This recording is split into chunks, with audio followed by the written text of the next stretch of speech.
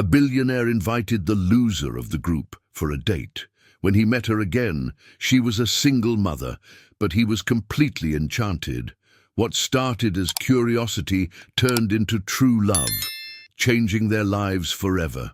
A story that will touch your heart. Subscribe to the channel, leave a like and comment where you are watching from.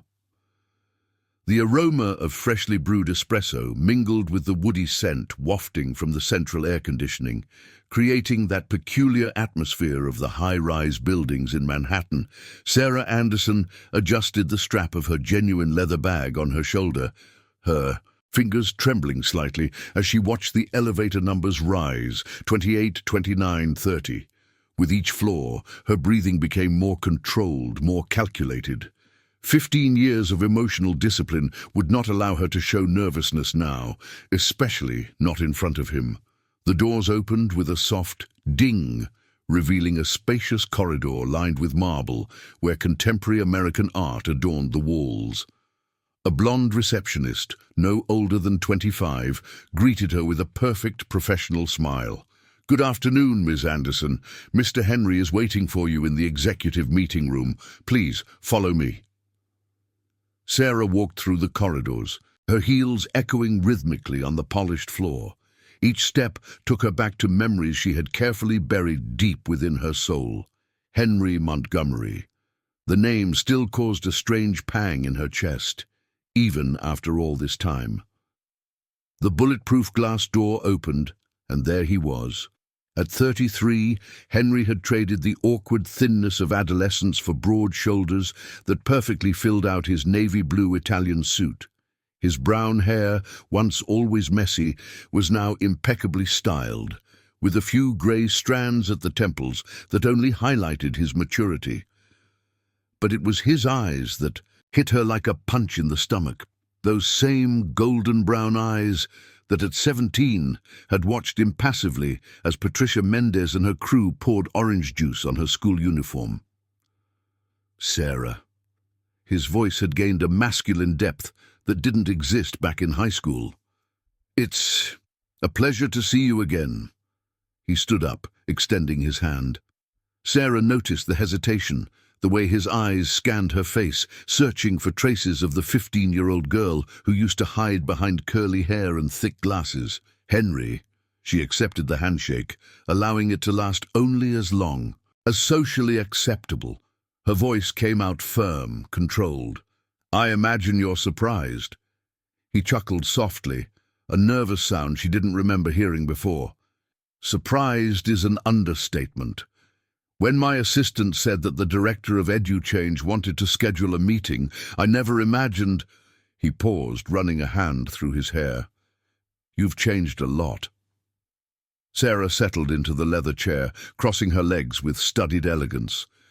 The teal dress she had chosen for the meeting accentuated her green eyes, now expertly lined and free of the glasses that had once been her trademark.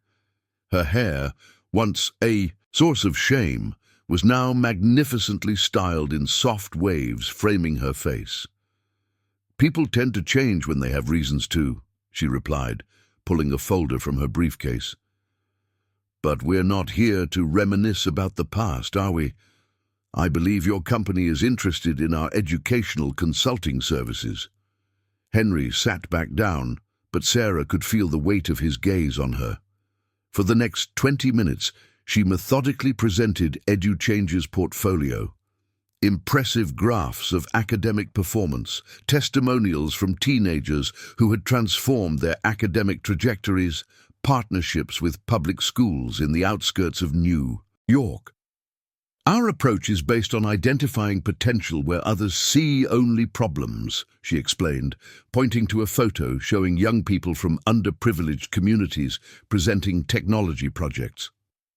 "We specifically work with teenagers who have been labeled as lost causes by the traditional system." "Like you?" Henry asked suddenly, causing Sarah to pause mid-presentation. The silence that followed was thick, laden with unspoken memories. Sarah could hear the air conditioning humming, the distant murmur of voices in the hallway, her own heart pounding against her ribs. "Excuse me?" Her voice came out colder than she intended. Henry leaned back in his chair, fingers drumming on the mahogany table.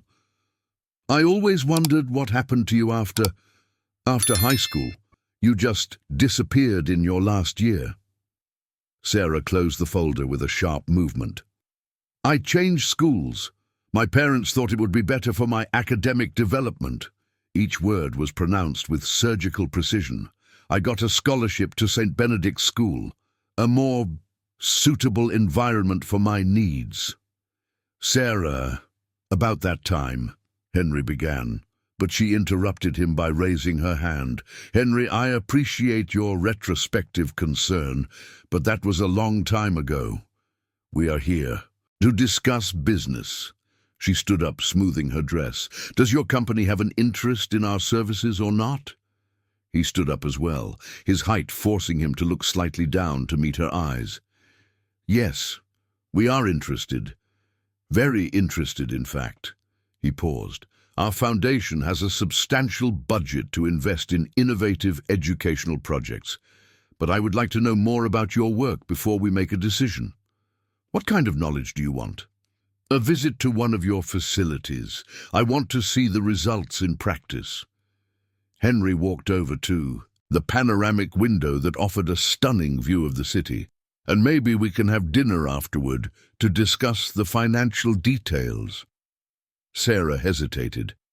Accepting meant prolonging contact, opening gaps in her carefully constructed defenses. But refusing could mean losing the biggest contract of her career, resources that could expand her programs for hundreds of underprivileged youth.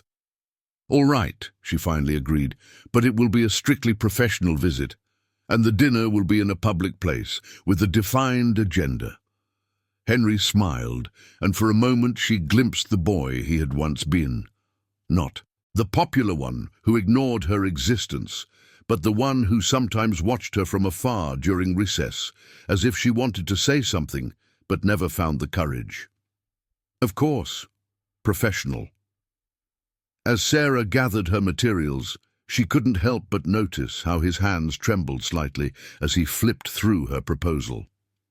Perhaps she wasn't the only one there battling ghosts from the past. The EduChange facility in Brooklyn occupied a renovated brownstone from the 1940s, where the exposed brick walls harmoniously contrasted with state-of-the-art technology. Sarah discreetly observed Henry's expression as he absorbed the environment. Teenagers from different socio-economic backgrounds worked in groups, some from middle-class apartments, others from nearby communities, all united by the same goal of overcoming academic limitations. "Mom!" A child's voice echoed through the space, causing Sarah to turn instantly. An 8-year-old girl ran toward her, her curly hair flying as she held a colorful drawing in her hands. Her features were a miniature version of Sarah, the same expressive green eyes, the same determination in her slightly raised chin. "Emily, what did we talk about regarding running in the hallways?" Sarah knelt to be at her daughter's height, her features softening completely. The transformation was so dramatic that Henry blinked, surprised. "And what are you doing here? You should be at school." "It ended early because of the parent-teacher meeting. Aunt Lisa brought me." Emily proudly extended the drawing. "Look what I made in art class. It's our new house." On the paper, a simple house was surrounded by trees and colorful flowers. 2 female figures, one tall and the other small, smiled hand in hand in the garden. Sarah felt her chest tighten. There was no father figure in the drawing, as always. "It's beautiful, my love. We'll frame it when we get home." Sarah kissed her daughter's forehead, then stood up, restoring her professional posture. "Emily, this is Mr. Montgomery. He is visiting our company." The girl studied Henry with childlike curiosity, but without shyness. "You're very tall," she observed matter-of-factly, "and you have pretty eyes, just like the neighbor's kitten." Henry genuinely laughed, bending down to be at the child's level. "Thank you, Emily. It's a pleasure to meet you. Do you study here with your mom?" No, I go to the public school next door, but sometimes I come here when my mom is working a lot. Emily tilted her head. Were you also a student of my mom's? Sarah felt the blood run cold in her veins. Emily, how about you go help Aunt Lisa in the coordination? She was looking for you. But I want to talk to the guy with the cat eyes. Now, Emily. Sarah's tone left no room for discussion. The girl sighed dramatically but obeyed, not before waving cheerfully at Henry. As her little footsteps faded down the hallway, Sarah took a deep breath. She is charming, Henry commented, his gaze still fixed on the direction Emily had taken. How old is she? 8. Sarah resumed walking through the facility, hoping he wouldn't ask any more questions. The father? He is not part of our lives. The answer came out drier than Sarah intended. Shall we check out the labs? Henry nodded, but she could feel the unasked questions lingering in the air. For the next hour, they visited rooms where young people developed educational apps, participated in debates about Brazilian literature, and created urban sustainability projects. This program is revolutionary, Henry admired, watching a group of teenagers present a prototype of a vertical garden for urban areas. How did you develop this methodology? Sarah stopped in front of a mural where hundreds of photos showed former students at graduations, work events, and family celebrations. Personal experience, she replied simply. I know what it's like to be considered inadequate by the system, to be treated as if I had no potential. The silence that followed was filled with the distant sounds of laughter and conversation. Henry studied Sarah's profile, noticing the tense line of her jaw, the way her fingers curled into discreet fists. Sarah. About St. Anthony's School. No, she turned abruptly. We're not going to talk about that. We need to talk. Henry ran his hand through his hair, a gesture she remembered well from his adolescence. I should have done something. I should have defended you. Sarah laughed, but there was no humor in the sound. Defended me? Henry, you didn't even see me. To you, I was invisible, part of the furniture. That's not true, isn't it? Sarah crossed her arms. Then why did you stand there, watching, when Patricia and her friends humiliated me in front of the whole school? Why did you never say a word when they spread those rumors about me? Henry opened his mouth but couldn't find the words. Sarah continued, her voice low but filled with a pain that 15 years had not managed to ease completely. Do you want to know why I created this place? Because I know exactly what it's like to sit alone in the cafeteria while everyone around has their little groups. I know what it's like to be called weirdo in the hallways. I know what it's like to come home every day wanting to disappear. Sarah? His voice came out hoarse. So don't come now, 15 years later, pretending you cared. Don't insult my intelligence. A noise of footsteps interrupted them. Lisa, the educational coordinator, approached with an expression of urgency. Sarah, sorry to interrupt, but we need to talk. It's about Mr. Johnson's case. Sarah frowned. What case? He is legally questioning our methodology. He claims we are influencing his son against family values. Lisa hesitated, looking at Henry. Maybe we should talk privately. No, it's fine. What else did he say?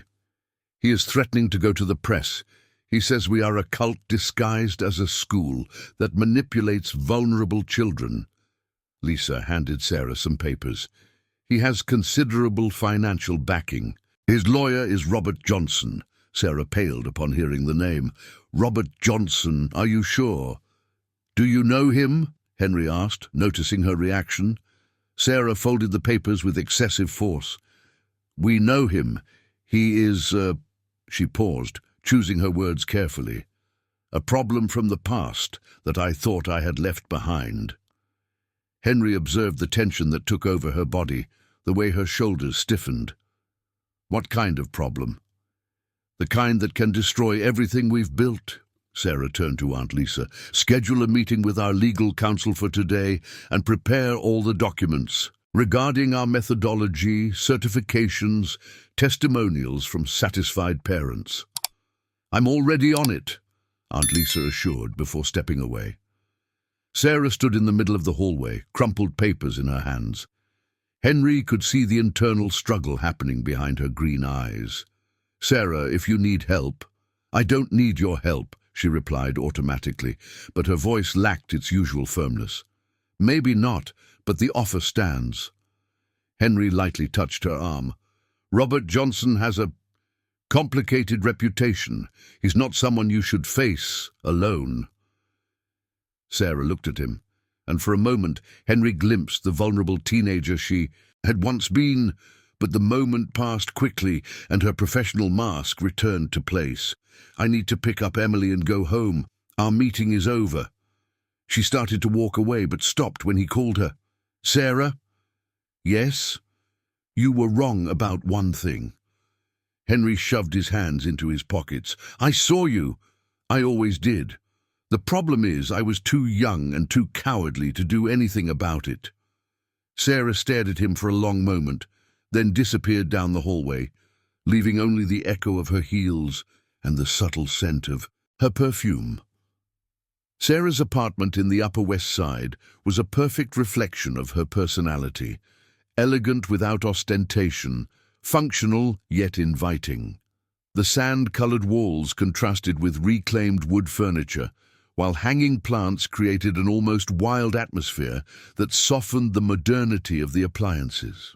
Emily was sitting at the kitchen table, focused on her math lesson, her tongue sticking out in concentration. Mum, I don't understand this problem, the girl complained, looking up from her notebooks.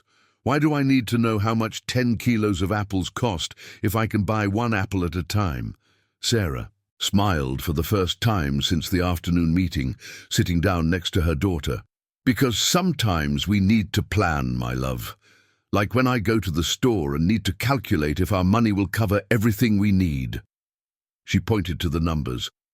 Look, if one apple costs $2... The phone rang, interrupting her explanation. Sarah glanced at the caller ID and frowned at the unknown number. Hello? Sarah Anderson? The male voice on the other end sounded formal, almost threatening. Yes, who is this?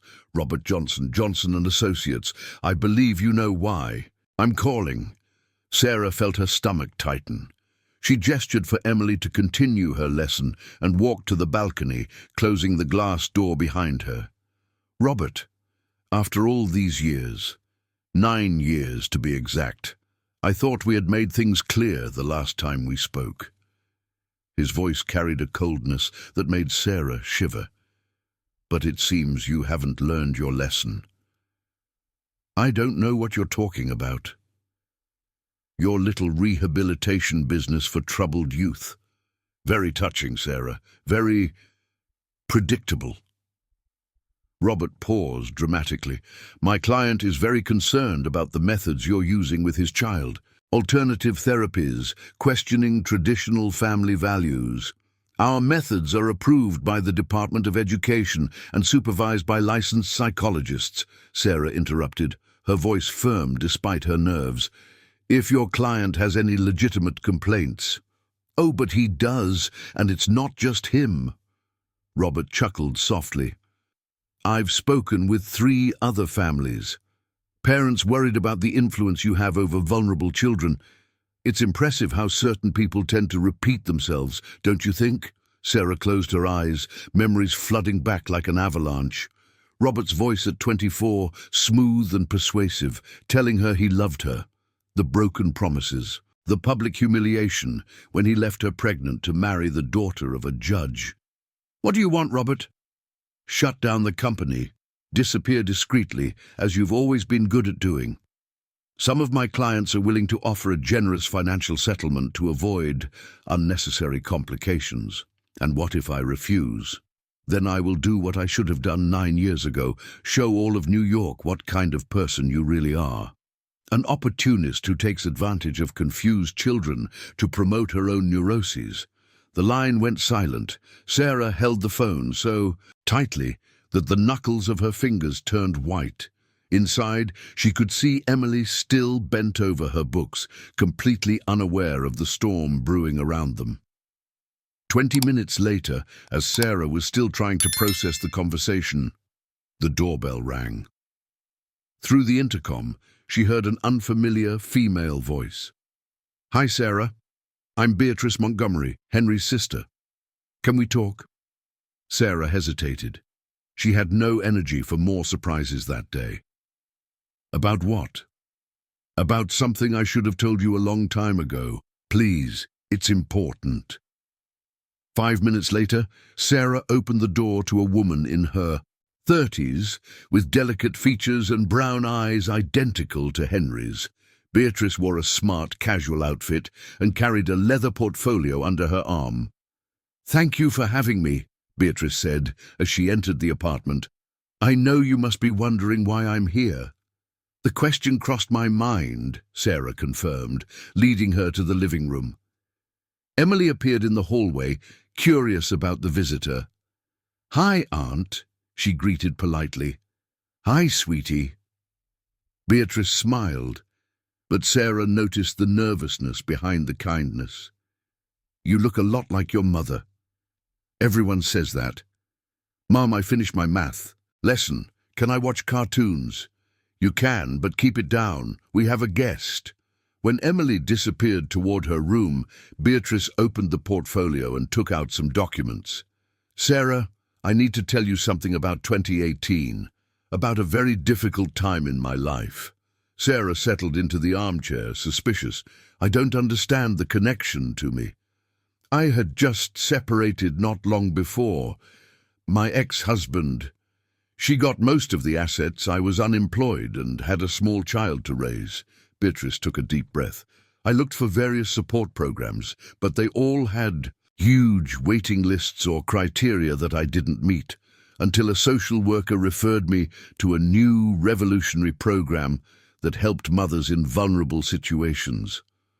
Sarah began to understand where the conversation was leading.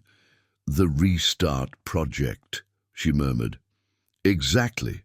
For 6 months I received psychological support, career guidance, and even a scholarship to cover daycare and transportation." Beatrice handed the documents to Sarah. "Just this morning, when Henry told me about you two reconnecting, I connected the dots. EduChange, Sarah Anderson. The woman who literally saved my life was you." Sarah flipped through the papers, recognizing her own signature on several of them. The Restart Project had been one of the first initiatives of EduChange, funded with her own savings and some angel investors. "Why are you telling me this now?" "Because this afternoon, after Henry returned from visiting his company, our mother called." Beatrice grimaced. Apparently, some of her friends heard rumors about a possible partnership between Henry and a questionable rehabilitation company. Mrs. Smith was concerned. "Let me guess, concerned about the family's reputation." "She said she would do some digging into you, that she wouldn't allow her son to get involved with opportunistic adventurers." Beatrice hesitated. "But I can't let this slide, not after everything you've done for me and my daughter." Sarah felt a mix of gratitude and apprehension. "Beatrice, I appreciate your loyalty, but your family doesn't owe me anything. I was just doing my job." "It wasn't just a job. Do you remember Clara, the psychologist who helped me?" "Of course. She told me that you paid for the sessions out of your own pocket when the project's budget ran out, that you personally delivered food baskets to families when the funds were delayed."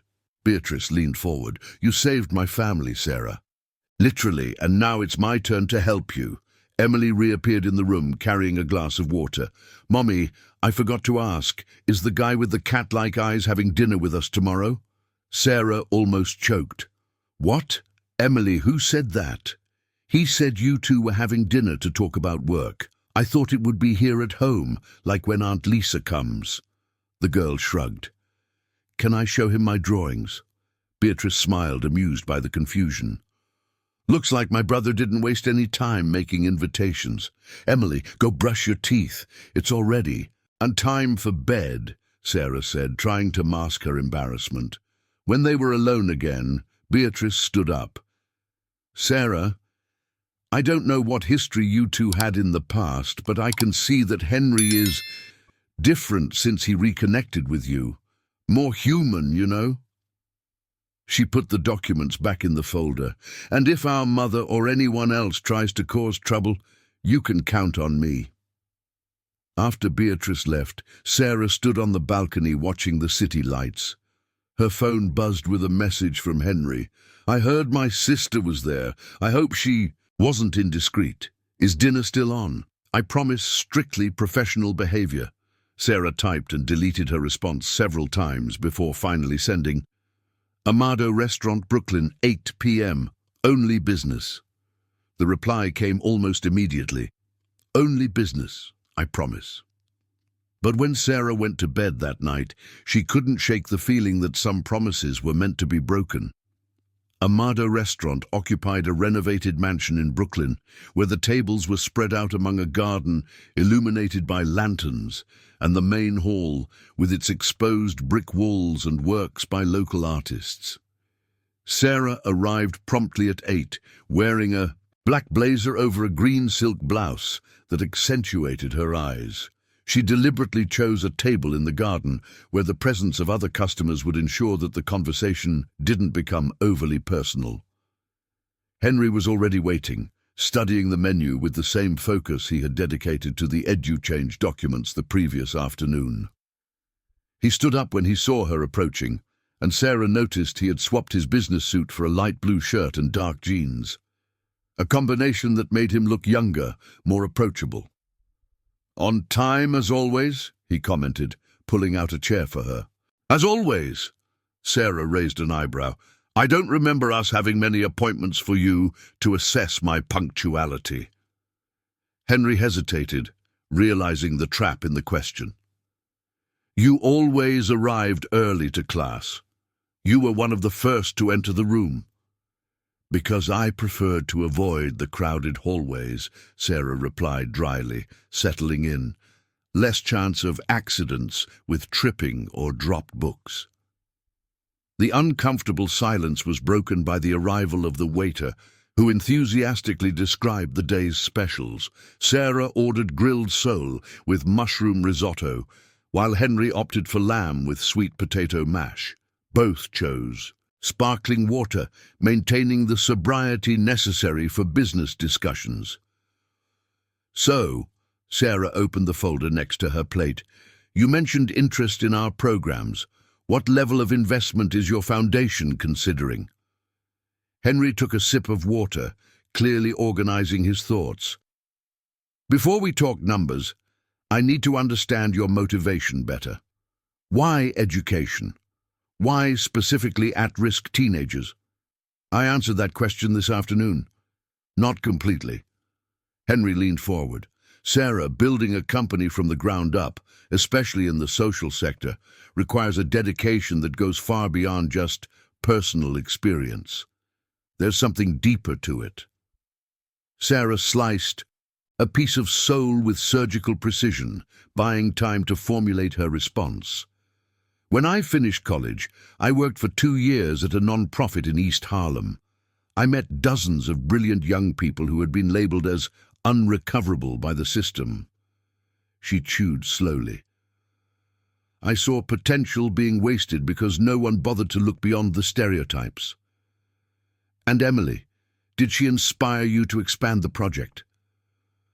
The question hit Sarah like a bolt, a punch to the gut. She set down her fork, her hands trembling slightly. Emily is... She started, then stopped.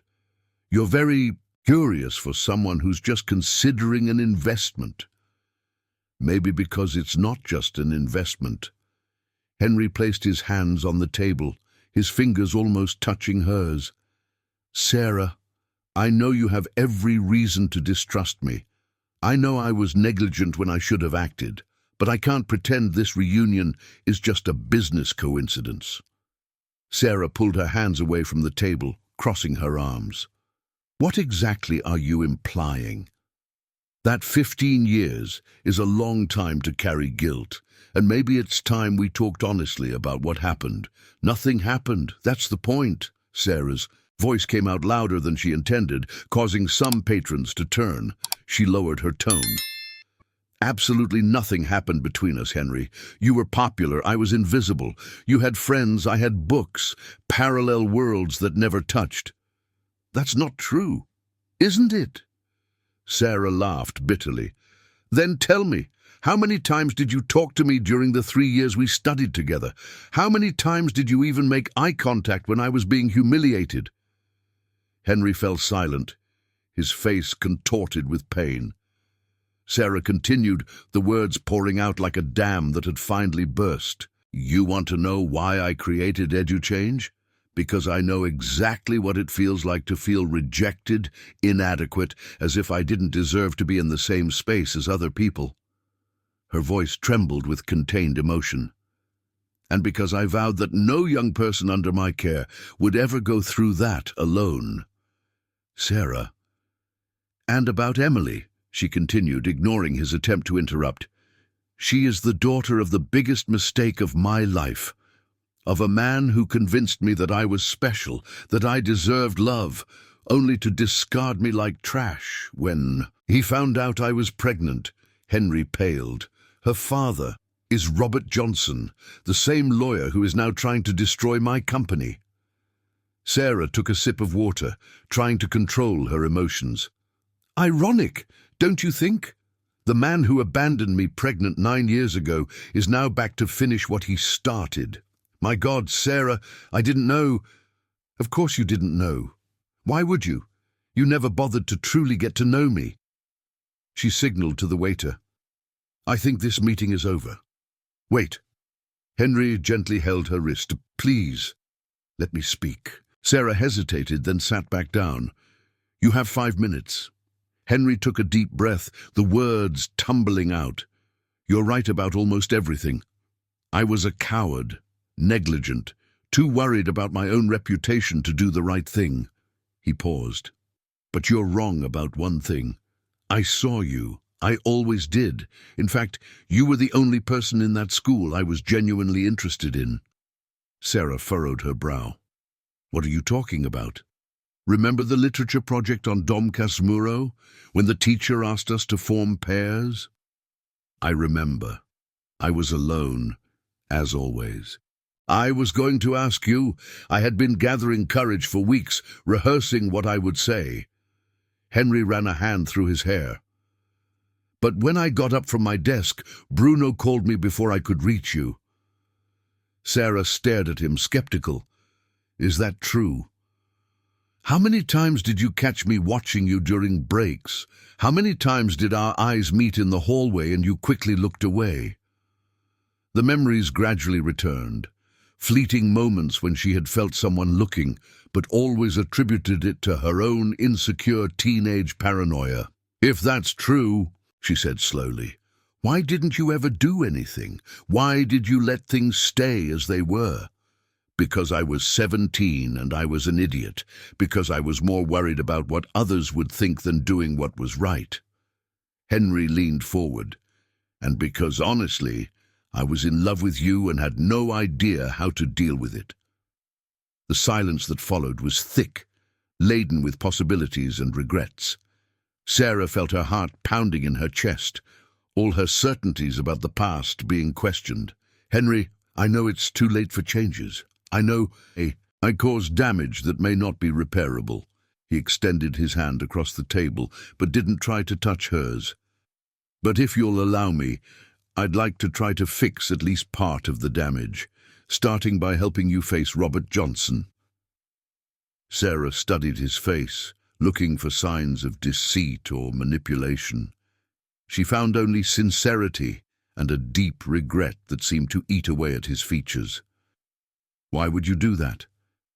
Because you shouldn't face this alone. Because Robert Johnson is not just your problem.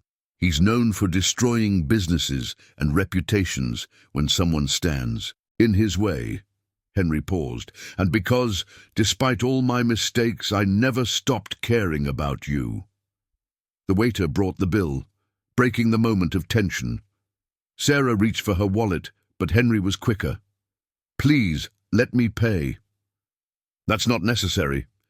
I know, but it's the least I can do after 15 years of negligence. As he signed the receipt, Sarah watched his movements, trying to reconcile the man in front of her with the teenager from her memories. There was sincerity in his gestures, a vulnerability she didn't remember seeing before. Sarah, he said as they left, the restaurant, regardless of what you decide about us, about the past, don't let Robert Johnson intimidate you. Your company is too important to be destroyed by personal revenge. Sarah stopped on the sidewalk, the night wind making her hair dance around her face. And if I accept your help, what do you gain from it? Henry smiled sadly. The chance to finally do the right thing, even if it's 15 years late. They parted at the corner, each heading to their car. But when Sarah got home, Sarah found a message on her voicemail that sent chills down her spine.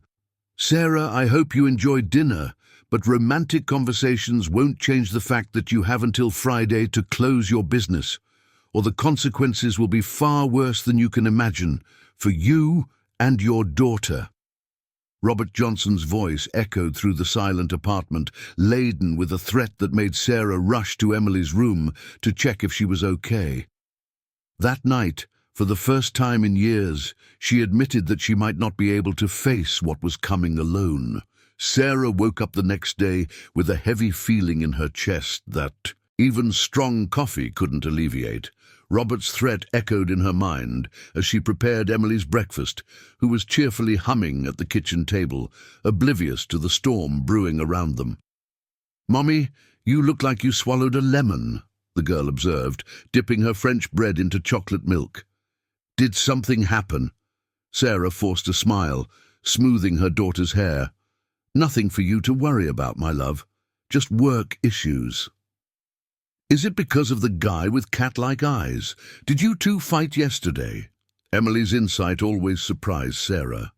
At 8 years old, the girl already displayed an emotional intuition that sometimes scared her mother. "Why do you ask that?" "Because you're fiddling with your food without eating, just like when the principal of my school called to complain that I hit Juan Pedro." Emily tilted her head. "And you have that wrinkle between your eyebrows that shows up when you're worried." Sarah forced herself to take a spoonful of yogurt. "We didn't fight, Issa. We just talked about complicated adult things." The kitchen phone rang, making Sarah jump. On the caller ID, the name Carla Edu-Change flashed insistently. "Sarah, you need to get here urgently," Carla said. As soon as she answered, her voice filled with panic. "There's a news crew at the door wanting to talk about anonymous complaints against our methodology." Sarah felt her blood run cold. "What kind of complaints?" "They claim we psychologically manipulate the youth, that we promote inversion of family values. There's a mother here saying we turned her son against her." Carla paused. "Sarah, they have cameras, and they're filming our entrance. Don't say anything to anyone, neither deny nor confirm. Tell them our PR team will provide an official statement." Sarah was already running to her room, searching for clothes. "And call our legal team, now." 20 minutes later, Sarah dropped Emily off at school with a heavy heart and headed to Edu-Change. As she approached the street, she could see the Globo TV van parked in front of the building, with a small crowd forming around it. A blonde reporter held a microphone, animatedly speaking to the camera, while behind her, parents waved signs with phrases like "Protect our children" and "Stop manipulation." Sarah parked 2 blocks away and called Henry, her hands trembling as she dialed. "Sarah." He answered on the first ring, his voice concerned. "I saw the news. Are you okay?" "No. Robert made good on his threat. There are reporters in front of the company, parents protesting." Her voice faltered. "Henry, I don't know what to do." "Where are you?" "2 blocks from the company. I can't get in." "Don't go in. Go to my office. I'll send my driver to pick you up." "I can't abandon my staff." "Sarah, listen to me." Henry's voice became firm. "If you show up now, they will turn this into a circus. Let our PR team handle the initial situation." "Our PR team? I've already spoken with my legal department. They're on their way." 40 minutes later, Sarah was in the conference room at Montgomery Investments, watching live coverage of the controversy involving an educational consulting firm on TV. Henry entered carrying 2 cups of coffee, his expression tense. "How's the situation?" Sarah asked. "Under control for now. My lawyers managed to get a restraining order preventing any searches or seizures without a specific court order." He sat down next to her. "But Sarah, I need to warn you, this is just the beginning." On the TV screen, a mother in her 40s spoke emotionally to the reporter. "My son was an obedient, respectful boy. After he started this program, he became a rebel who questions everything, who no longer respects parental authority. They brainwashed him." Sarah felt tears of anger burning her eyes. "This boy, Lucas Johnson, came to us with severe depression because his father forced him to pursue an engineering course when he wanted to study the arts. In 6 months, we helped him smile again, to have hope for the future." Her voice trembled. "And now they turn that into manipulation." Henry grabbed the remote and lowered the volume. "Sarah, I need to ask you a difficult question." She turned to him, discreetly wiping her eyes. "What?"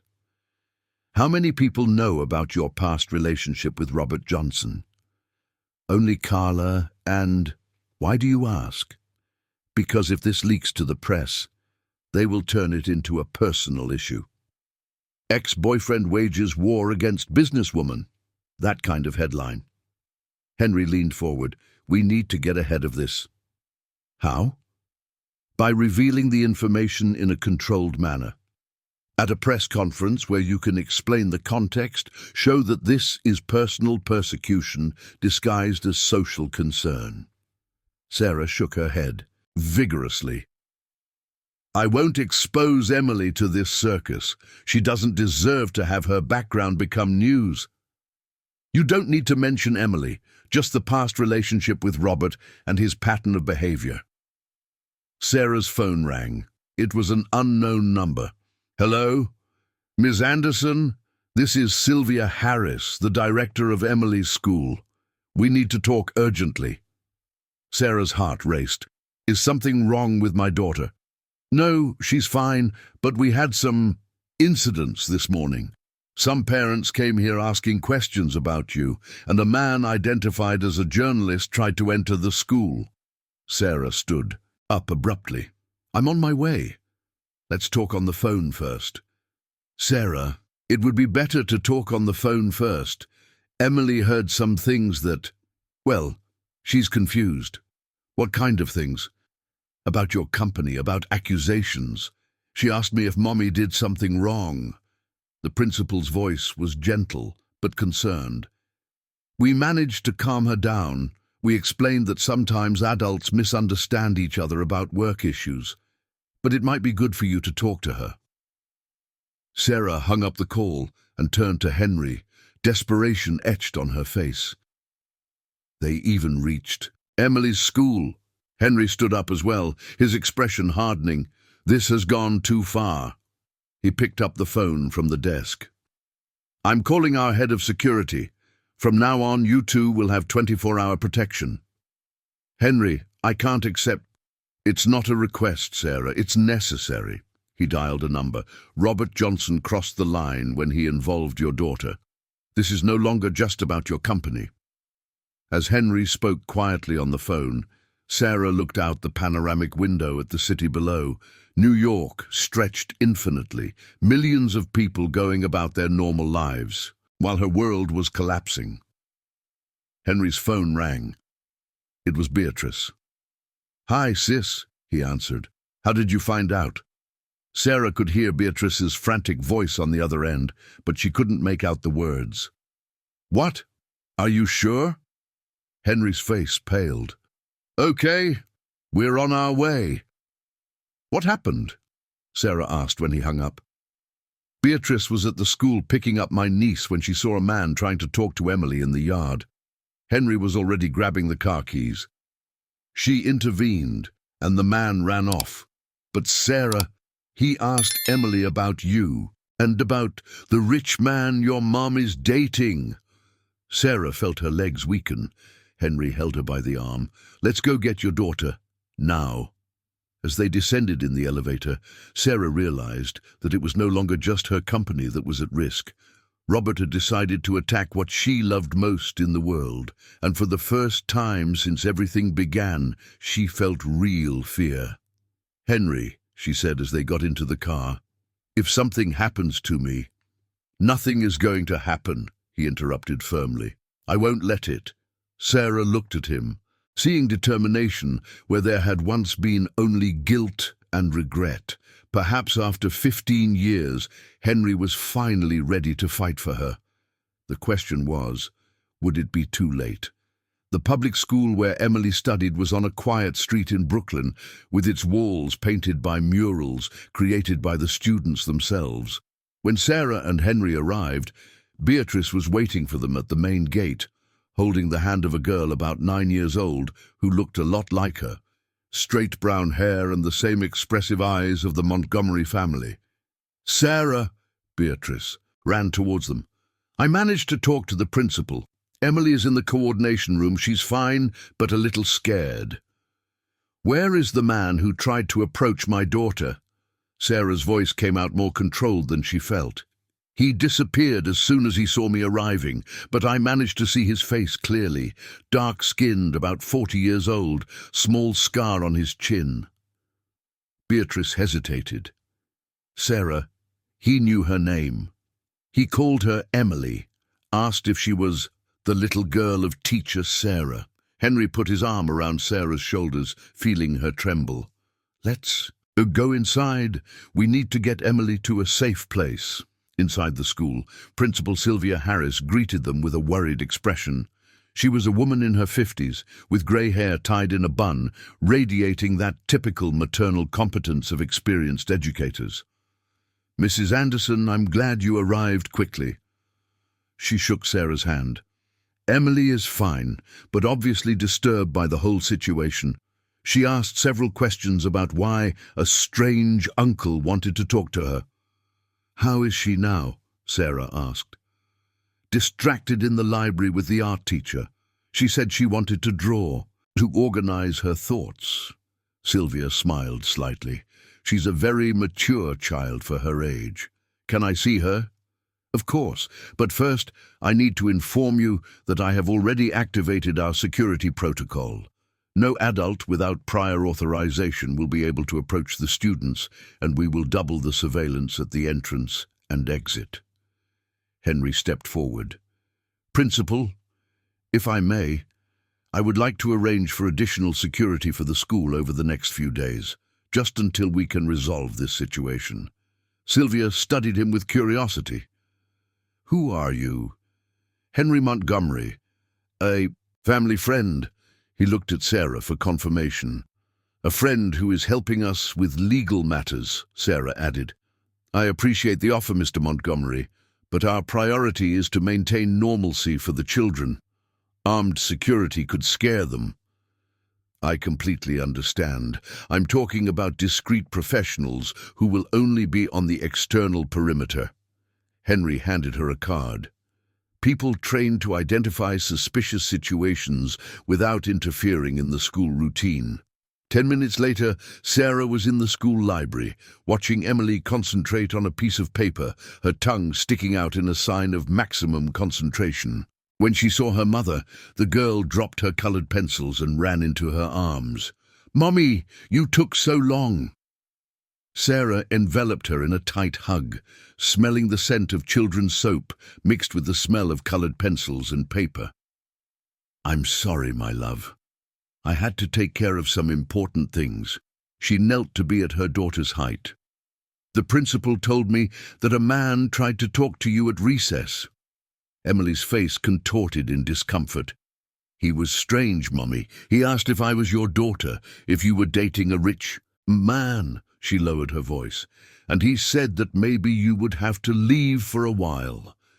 Sarah felt a wave of anger so intense that she had to take a deep breath to control herself.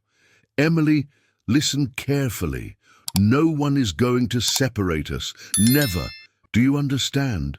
But what if they arrest you? On TV, they sometimes arrest people who do bad things.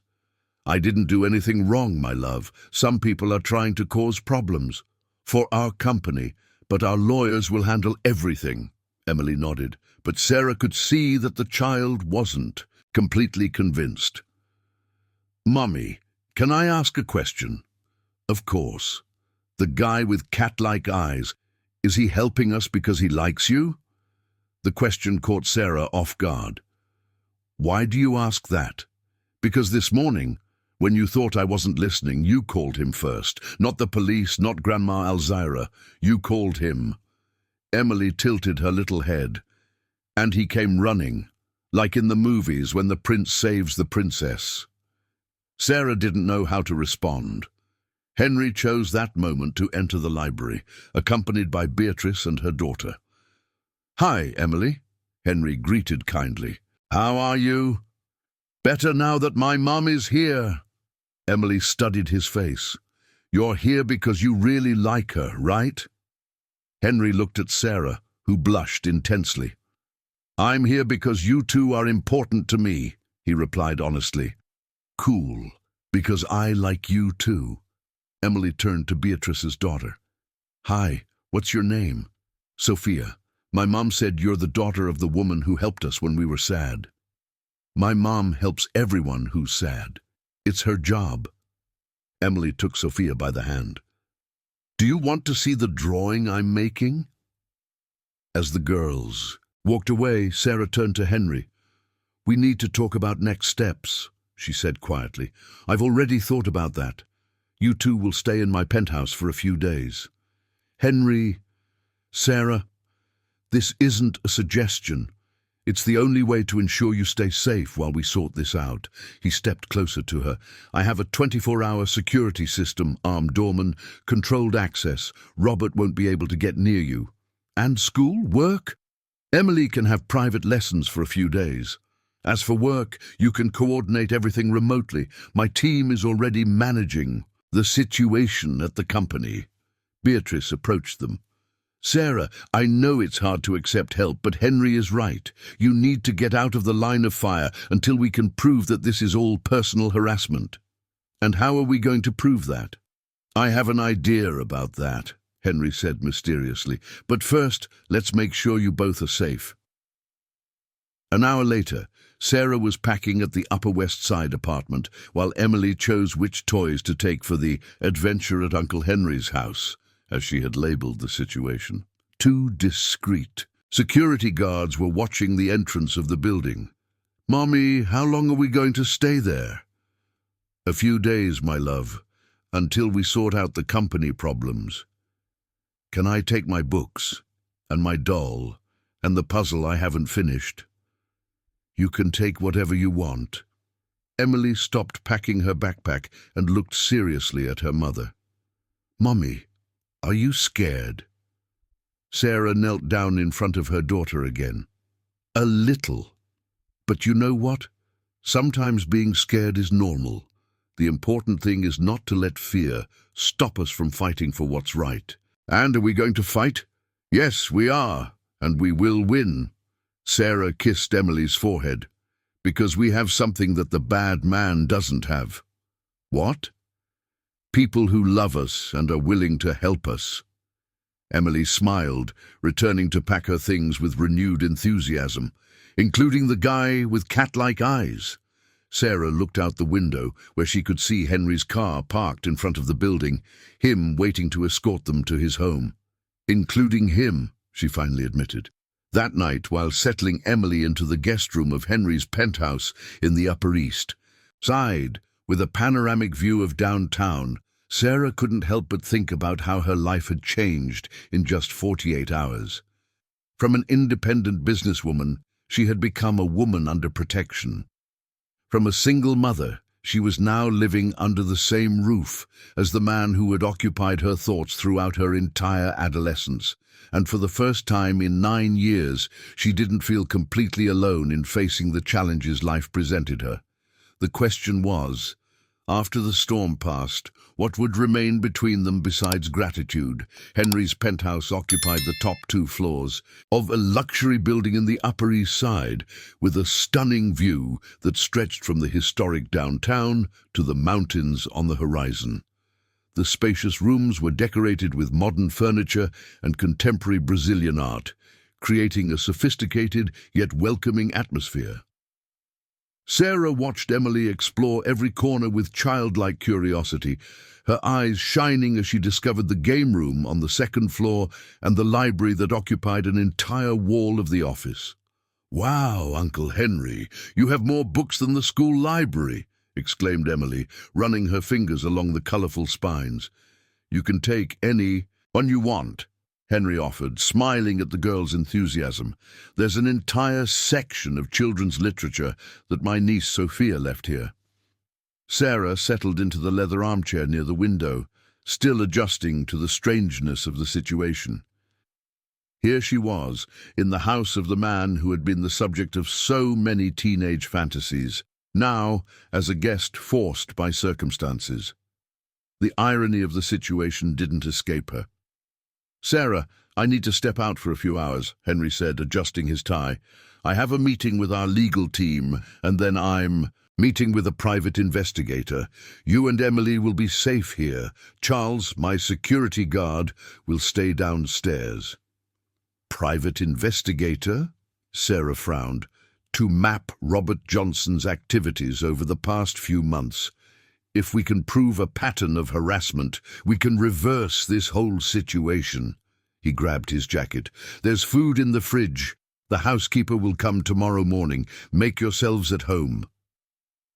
After Henry left, Sarah and Emily settled in the gourmet kitchen for a late lunch. As they prepared grilled cheese sandwiches, Emily couldn't stop asking questions about the house, about Henry, about when they would return to their apartment. "Mommy, why the Uncle Henry doesn't have a family of his own. He's very handsome and wealthy. He should have a wife and kids." Sarah nearly choked on her orange juice. "Emily, that's none of our business. Maybe he just hasn't found the right person yet. Or maybe he was waiting for you two to meet again," suggested the girl, with the simple logic of children. "Emily, the real world doesn't work like in the movies.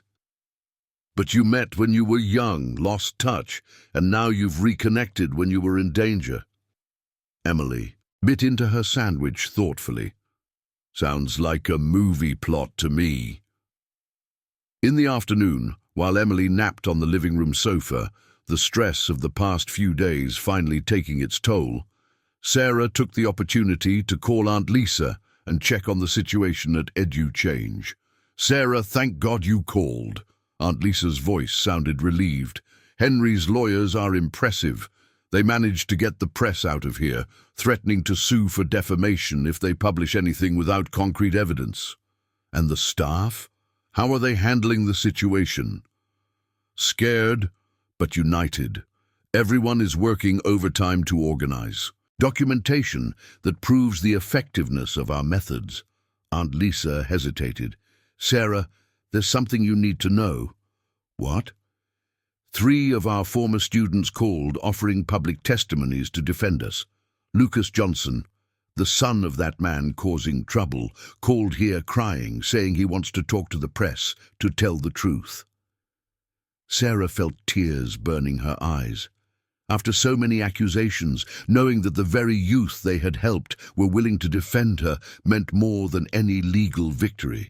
"Tell Lucas I thank him from the bottom of my heart, but I don't want to expose any of our kids. They've been through enough trauma.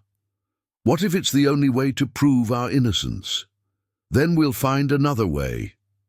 Around 6 in the evening, Henry returned carrying shopping bags and a more cheerful expression than he had shown in recent days. "How are you two?" he asked, kissing Emily's forehead, who had woken up and was assembling a puzzle on the coffee table. "Better." Emily explored every inch of the house, and I managed to work remotely. Sarah got up from her laptop. "How was your meeting?" "Productive. Very productive." Henry opened one of the bags, revealing fresh ingredients.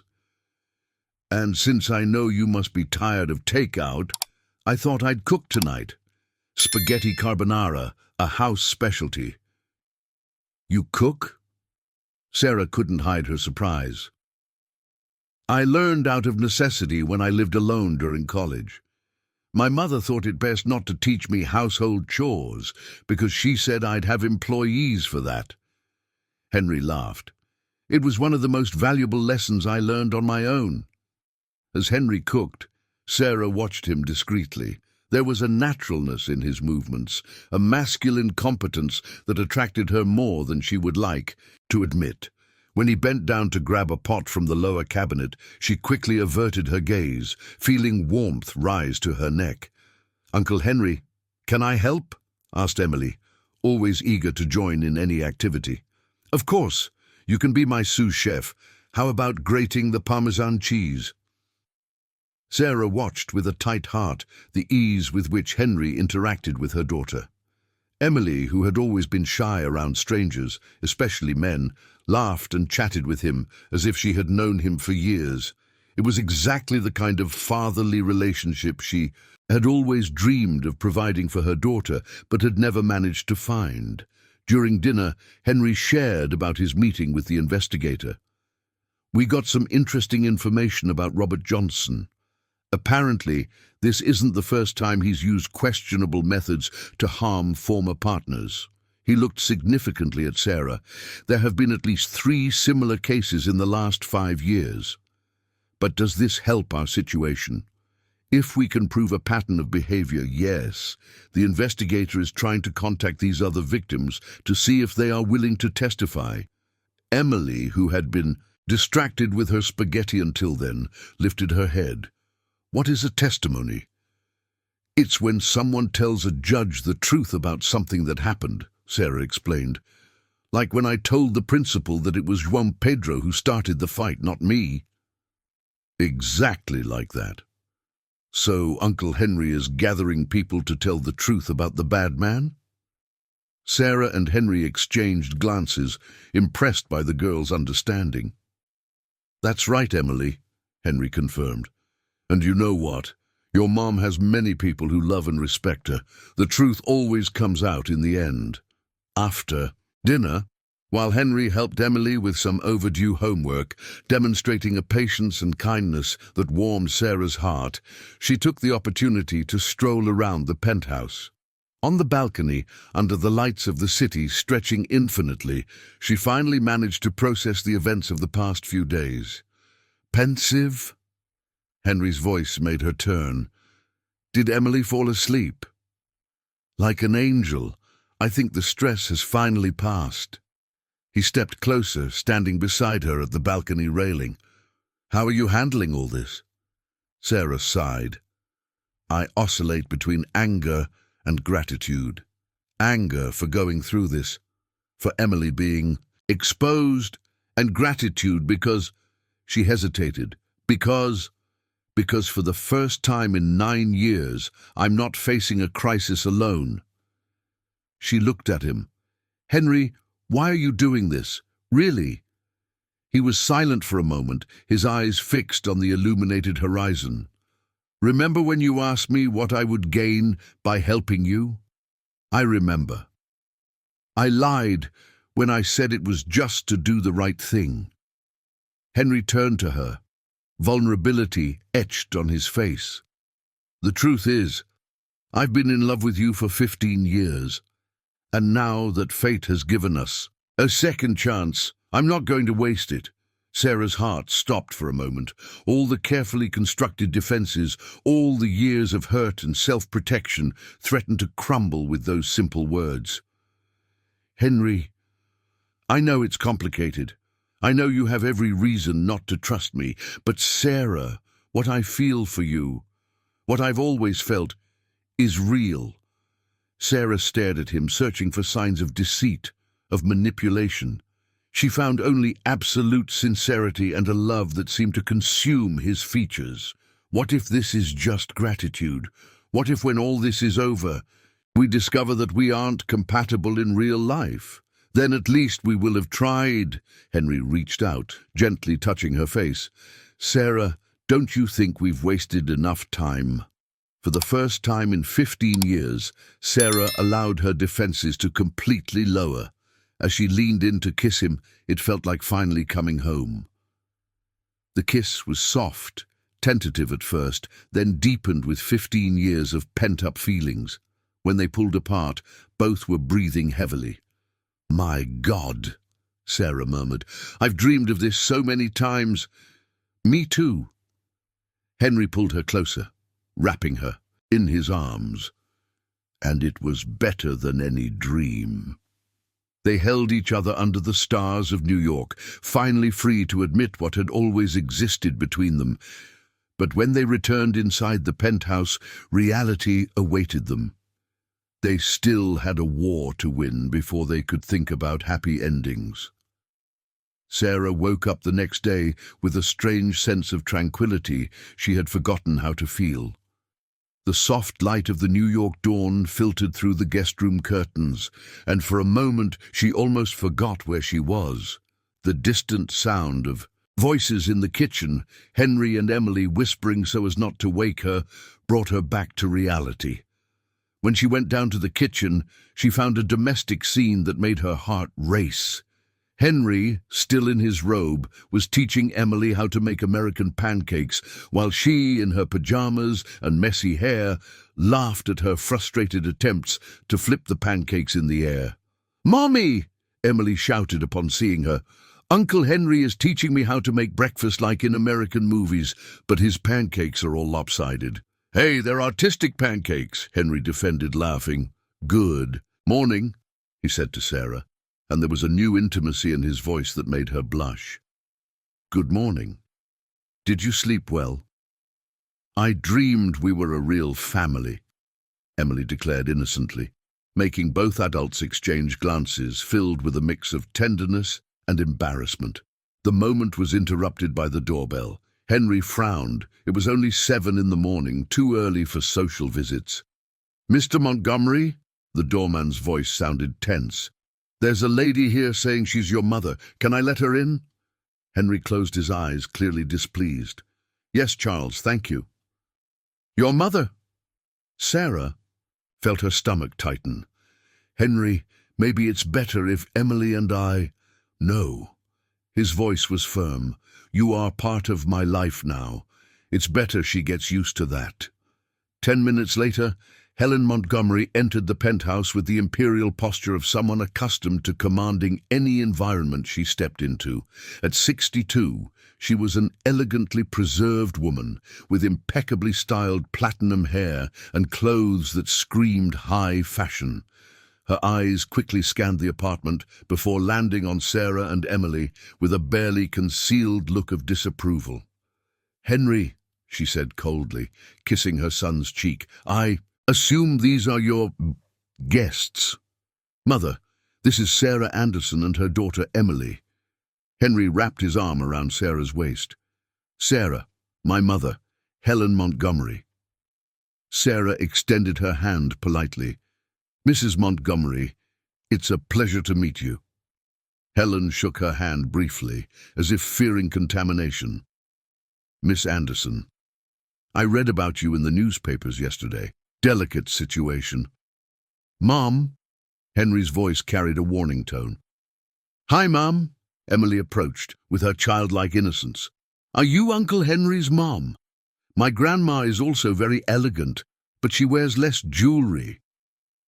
Sarah felt like burying her head in the ground, but surprisingly, Helen smiled, a small but genuine smile. "Hello, dear. Yes, I am Henry's mother, and you are a very polite girl."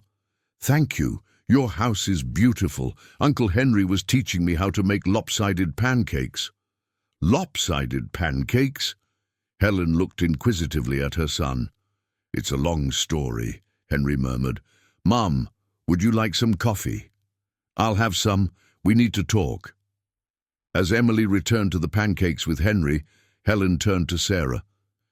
Miss Anderson, can you speak with me privately? Sarah followed the older woman to the balcony, mentally preparing for a confrontation. But Helen surprised her. Last night, after I learned where my son was hosting you, I made some calls, Helen began, leaning against the railing. I spoke with 3 friends whose children participated in your educational programs. Sarah waited in silence. Marissa Campos, from the Gardens. Her son was suffering from severe depression after his parents' divorce. Your organization helped him regain his self-esteem and grades. Helen paused. Lucinda Vargas, from the Upper East Side. Her teenage daughter was involved with the wrong crowd. You redirected her to constructive activities. Mrs. Montgomery, let me finish. Helen turned to face her. The third was Isabel Ferreira Santos, from Brooklyn. Her grandson was being bullied at school, developing social anxiety. Your program taught him to stand up for himself and find his group of belonging. Sarah didn't know what to say. All 3 spoke highly of your work, Miss Anderson. They said you saved their families. Helen took a deep breath. So I need to apologize for my initial prejudices. It's not necessary. It is. Helen interrupted her. I judged you by your background, by your current situation, without knowing your character. It was a small-minded and unfair attitude. At that moment, laughter from the kitchen caught both their attention. Through the glass door, they could see Henry and Emily covered in flour, trying to clean a pancake that had stuck to the ceiling. He looks happy, Helen observed softly. I haven't seen him like that in years. Maybe I've never seen him like that. Mrs. Montgomery, I want you to know that I have no ulterior motives regarding your son. Our situation is complicated. Please, call me Helen. And as for complications, every worthwhile relationship has its complications. The older woman studied Sarah's profile. May I ask about Isabella's father? Sarah stiffened, but Helen continued gently. Not out of morbid curiosity, but if I'm going to support you, and I intend to, I need to understand all aspects of the situation. Sarah briefly recounted Robert's abandonment during her pregnancy, his convenience marriage to the judge's daughter. Helen listened in silence, her expression growing progressively more serious. Robert Johnson, she murmured when Sarah finished. I know the family. His father tried to sabotage some investments of my late husband years ago, people without scruples. Helen, I don't want your family involved in this mess. Too late. My son is already involved, and when a Montgomery gets involved, we all get involved. Helen smiled ironically. Besides, I have some contacts in the media that could be useful to show the other side of the story. Sarah's phone rang. It was Lisa, and her voice sounded frantic. Sarah, you need to turn on the TV. Channel News 24. Now. Sarah rushed to the living room, followed by Helen. Henry was already holding the remote, searching for the channel. When he found it, the 3 adults froze. On the screen, Robert Johnson was giving a live interview, dressed in a pristine suit and wearing a carefully rehearsed look of concern. This is not about personal revenge, as some are suggesting, he said to the reporter. It's about protecting our children from dubious methodologies that could cause permanent psychological harm. Dr. Johnson, the reporter asked, is it true that you had a personal relationship with Miss Anderson in the past? Robert sighed dramatically. It's true, and it was precisely that personal experience that showed me her manipulative behavior pattern. Sarah has always had a tendency to distort reality to her advantage. Sarah felt her legs weaken. Henry immediately supported her. Son of a bitch, he murmured, forgetting his mother's presence. Henry, Helen reprimanded automatically, then added, "But you're right. What a despicable man." On the TV, Robert continued, "When she got pregnant, I tried to take responsibility, but she rejected me. She said she preferred to raise the child alone, so she could control her completely. It was a pattern I see repeating now in her organization." "Liar," Sarah whispered, tears of anger streaming down her face. Isabella appeared in the room, still holding a slightly burnt pancake. "Mommy, why are you crying? And why is that man talking about us on TV?" Sarah quickly wiped her tears, but not before Isabella recognized the voice on the TV. "That's the man who called me that day, the one who said you might have to leave." The girl dropped the pancake. "Mommy, is he my dad?" The silence that followed was deafening. Sarah looked at Isabella, then at Henry and Helen, feeling that the moment she had always feared had come, when she would have to explain the truth about her daughter's origins. "Isabella," she began with a trembling voice, "we need to talk about this privately." "No!" the girl shouted, surprising everyone. "I don't want to talk privately. I want everyone to listen." Her tears began to fall. "Is that bad man my dad? Is that why he wants to hurt you? Because I exist?" Sarah knelt before her daughter, the words refusing to come out. It was Henry who spoke first, kneeling beside Sarah. "Isabella, listen carefully. It doesn't matter who your biological father is. What matters is who loves you, who cares for you, who is here when you need." He looked into the girl's eyes. "And we are here, all of us." Helen approached as well, her imperial posture crumbling in the face of the child's pain. "My dear," she said gently, "families are not just made by blood. They are made by love, by choice, by people who decide to stay together no matter what happens." Isabella looked at the three adults around her, then threw herself into Sarah's arms. "I don't want him as my dad. I want Uncle Henry." Sarah hugged her daughter tightly, looking at Henry over her head. In his eyes, she saw the same determination growing in her chest. The war had become personal, and now they had even more reasons to win. 2 hours after, Robert's devastating interview, Henry's coverage had turned into an operations center. Helen had made several calls to her media contacts, Beatrice arrived with a folder full of documents about the Restart project, and Henry's lawyers were spread across the dining table with laptops and stacks of paper.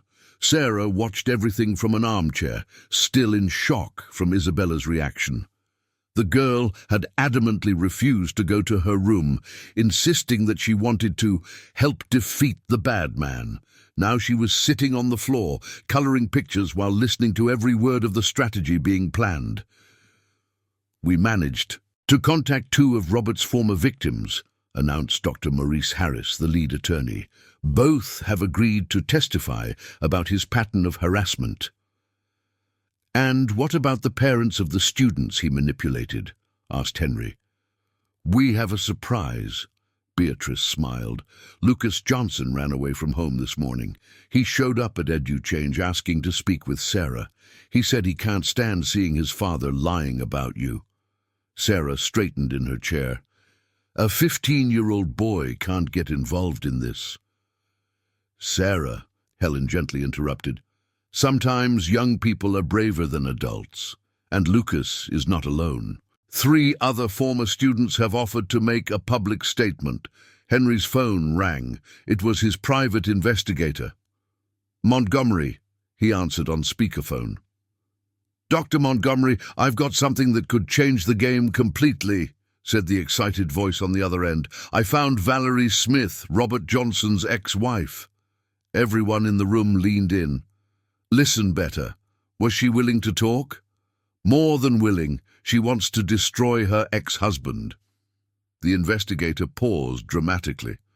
"Dr. Montgomery, she has recordings." "What kind of recordings?" "Phone conversations where Robert admits he is stalking Miss Anderson out of personal revenge." "And more?" He confesses that he's being paid by a group of competing businessmen to undermine EduChange. The silence in the room was complete. Even Emily stopped coloring to pay attention. "Does he confess to having fabricated the accusations?" Marina asked, almost in disbelief. "Not only that, he boasts about having manipulated vulnerable families, about planting false stories in the press. Ms. Anderson, you have material to sue him for defamation, extortion, and several other charges." Marina felt tears of relief burning her eyes. Henry held her hand. "How much time do we need to organize a press conference?"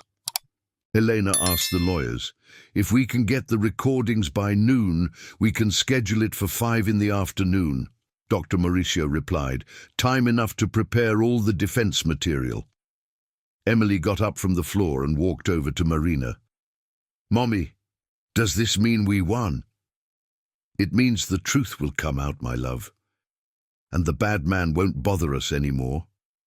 "Never again," Henry assured, kneeling beside Marina's chair. "I promise you." In the afternoon, the Bar Association auditorium was packed with journalists, television cameras, and supporters of EduChange. Marina had chosen a simple yet elegant navy blue dress, her hair pulled back in a low bun that conveyed seriousness and professionalism. Beside her, Henry wore a dark suit, and his presence provided the silent support she needed. In the front row, Helena Montgomery sat next to Beatrice and Sophia. Further back, Marina could see Lucas Johnson with other former students of EduChange, all wearing white T-shirts with the company logo. Dr. Mauricio approached the microphone. "Ladies and gentlemen of the press, we are here to reveal the truth about the defamatory attacks against EduChange and its founder, Marina Anderson." He paused dramatically. "A truth that is documented in recordings you will hear next." The first recording began to play. Robert's voice was unmistakable.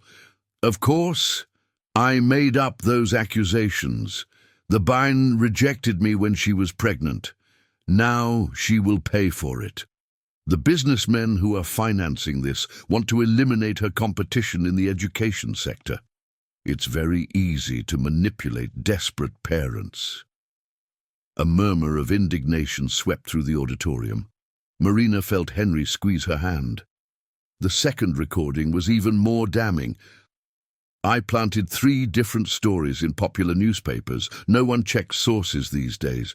The child, I can't even remember what she looks like. I always knew she would be useless, just like her mother." When the recordings ended, the silence in the auditorium was absolute. Then a reporter stood up. "Ms. Anderson, how do you feel hearing these recordings?" Marina stepped up to the microphone, her voice steady despite the emotion. "First, I feel relief for finally being able to show the truth.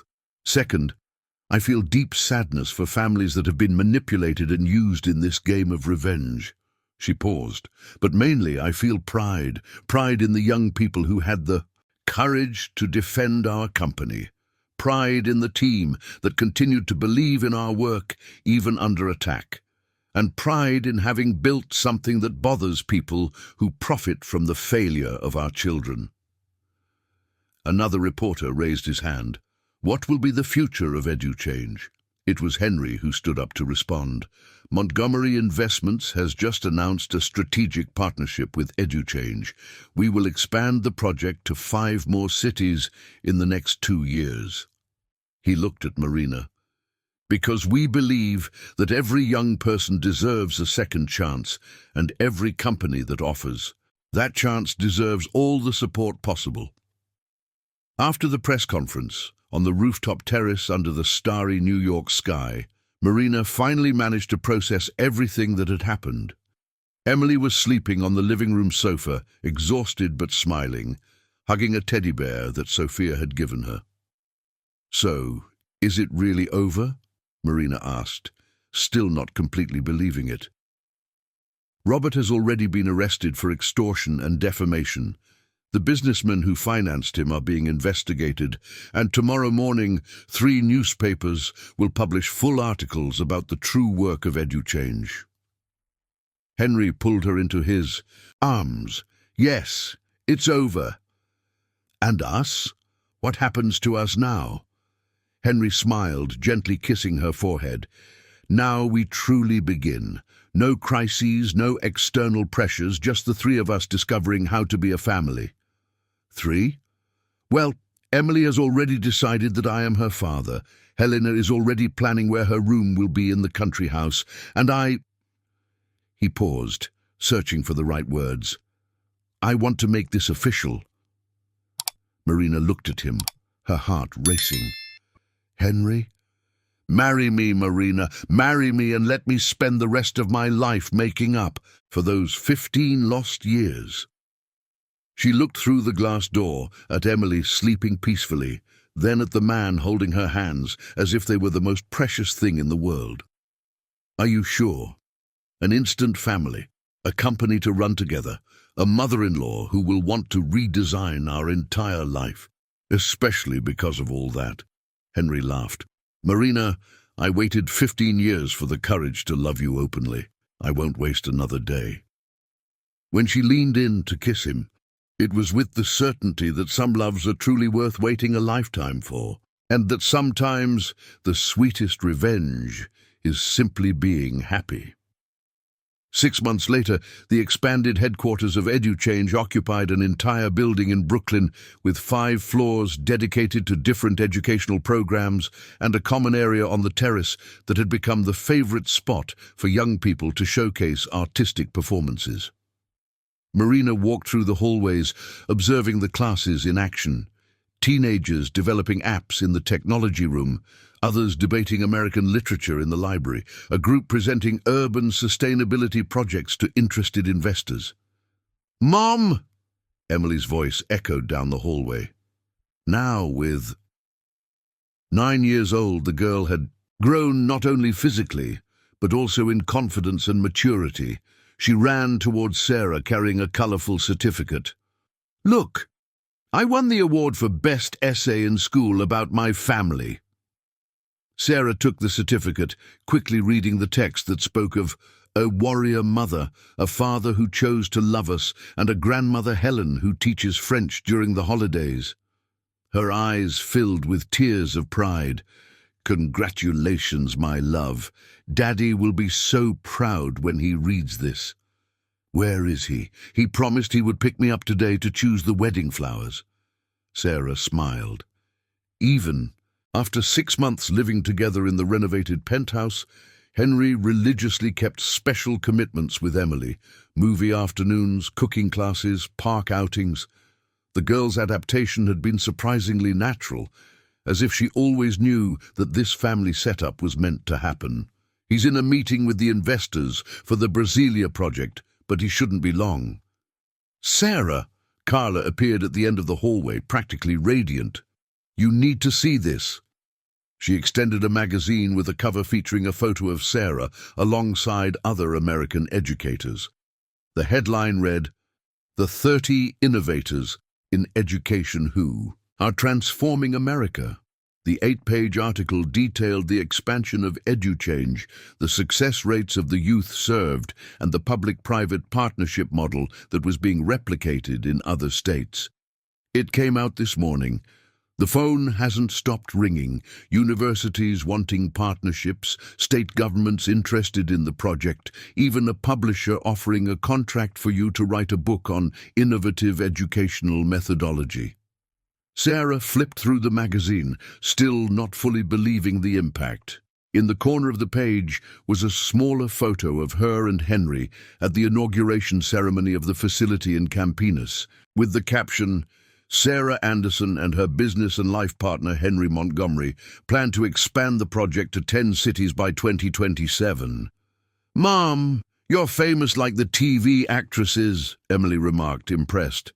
Not famous, my love, just recognized for the work. Will you sign an autograph? If someone asks, Sarah laughed, but I doubt anyone will want to. As if she had heard the conversation, a young woman approached timidly. Sarah recognized her.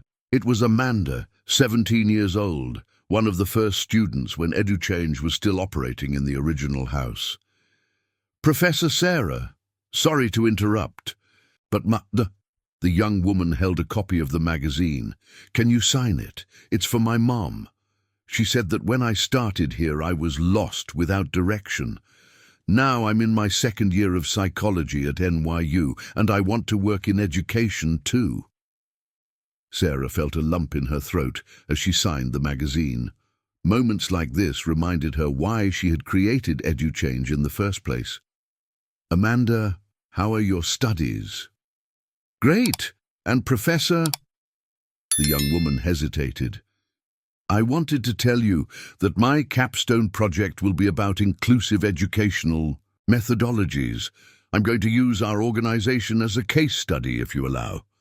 "Of course I allow. In fact, I would love to help with the research." When Amanda walked away, Sarah heard familiar footsteps in the hallway. Henry appeared carrying a bouquet of sunflowers, her favorite flowers, and wearing that smile that still made her melt inside. "Daddy!" Emily ran into his arms. "Did you see? Mommy became famous." "I did, Princess. Your mum has always been famous to me." He kissed Sarah gently, handing her the flowers. "How does it feel to be one of the most influential people in American education?" "Surreal. And you, how was the meeting?" "Excellent. The investors from Brasilia approved the full project. We'll start construction on the campus in the second semester." Henry picked Emily up. "And you, little lady, ready to choose flowers for Mommy and Daddy's wedding?" "I've decided. I want sunflowers, just like the ones you always bring her, and white roses, because Grandma Helen said they represent eternal love." Sarah and Henry exchanged amused glances. Helen had taken on the role of official wedding planner with the enthusiasm of someone who had waited decades for this moment. The ceremony was set for 2 months later in the garden of the Montgomery family's country house in the Catskills, in an intimate celebration for family and close friends. "And how was school today?" Henry asked Emily as they walked towards the parking lot. "Great! I told everyone that you're going to officially adopt me after the wedding. João Pedro was jealous because he said you're the coolest dad in the class." Sarah felt tears in her eyes. The adoption process had begun 3 months earlier, after Robert Johnson officially renounced any parental rights from the prison where he was serving time for extortion and defamation. For Emily, who had been calling Henry Dad for months, it would just be a legal formality. For Sarah, it represented the final healing of all past wounds. "Daddy," Emily continued as Henry placed her in her car seat, "after you guys get married, can I have a little brother or sister?"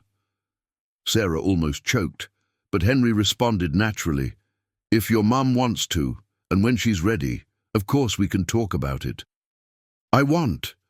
That way I can teach everything you taught me about being part of a family." During the drive to the flower shop, Sarah looked out the window at the streets of New York where she had built her life.